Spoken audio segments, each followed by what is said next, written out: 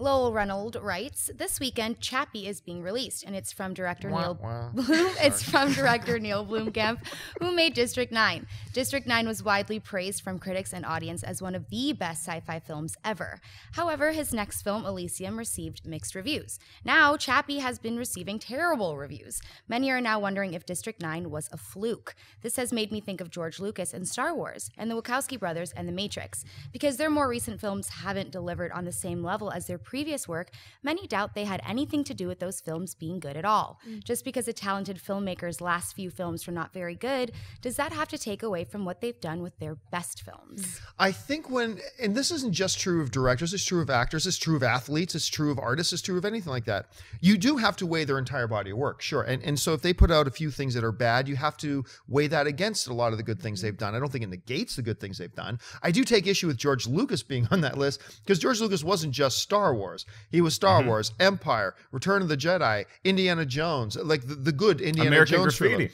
American Graffiti. That's what I was going to say. THX 1138. There we go, THX 1138, which was like hailed him as this young up and comer, blah blah, which is why him and Steven Spielberg became friends, was actually because of that film.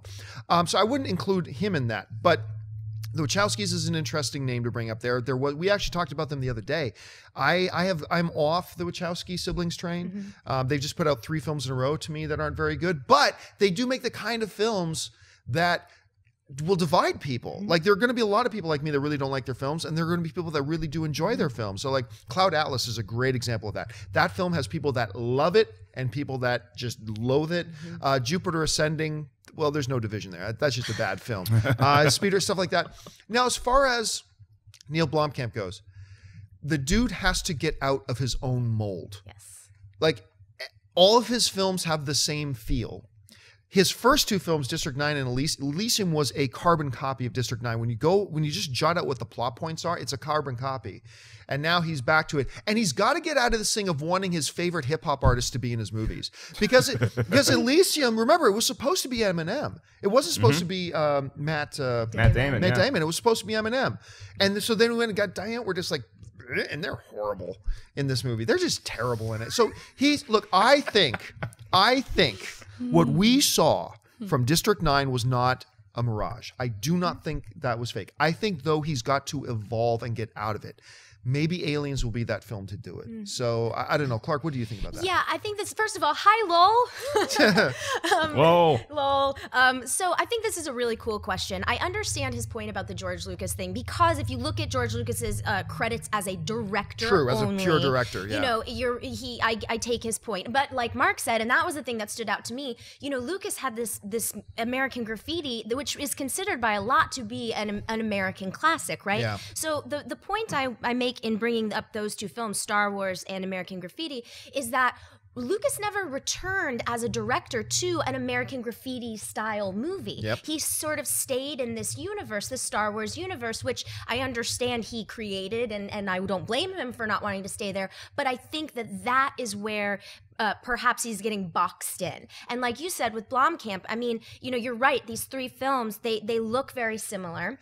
And if you think about the Wachowskis, you know, staying in that sci-fi genre, you know, and these big heady concepts, right, in terms of science fiction, all of these directors are super talented directors. There's no question about that. I would like to see them get out of this one genre. And I'd also like to see them maybe start to entertain the idea of directing a script that's not theirs. Yeah. I think that as directors, they're all very strong. I'd even throw Shyamalan in there, M. Night Shyamalan. You know, I don't think it was all a mirage with him either. However, once you start to drink your own Kool-Aid, and once you get a little insulated in the world of this is my scripts and my worlds and all these things, it's hard maybe to see through all of that. So I think I'd love to see Blomkamp direct something like House of Cards, an episode of House of Cards. If you think about all of his 3 previous features, they all have strong political commentary. Why not give him characters that are just as diabolical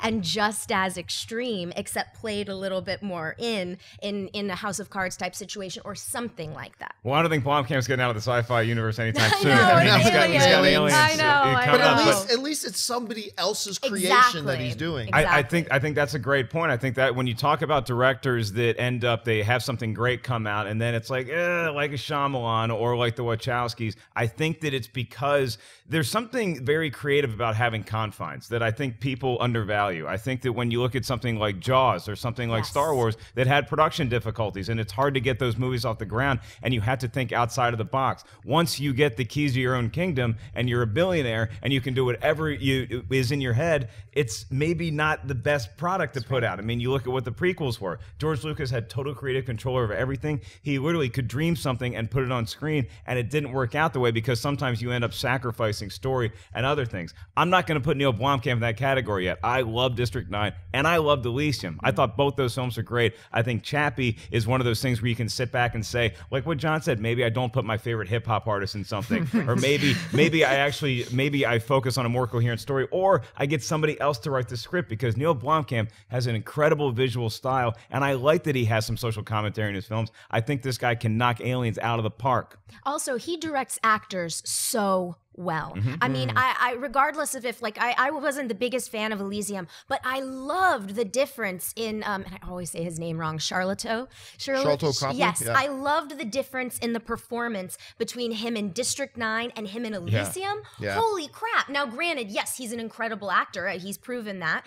But, you know, Blomkamp seems to get great performances out of his leads regardless of how good the movie is. So I think there's something to be said for that, too. He's not a bad director. It's just, he needs a little variety. Hey everyone, if you liked this video, click that thumbs up button and make sure to subscribe to our AMC Movie News YouTube channel.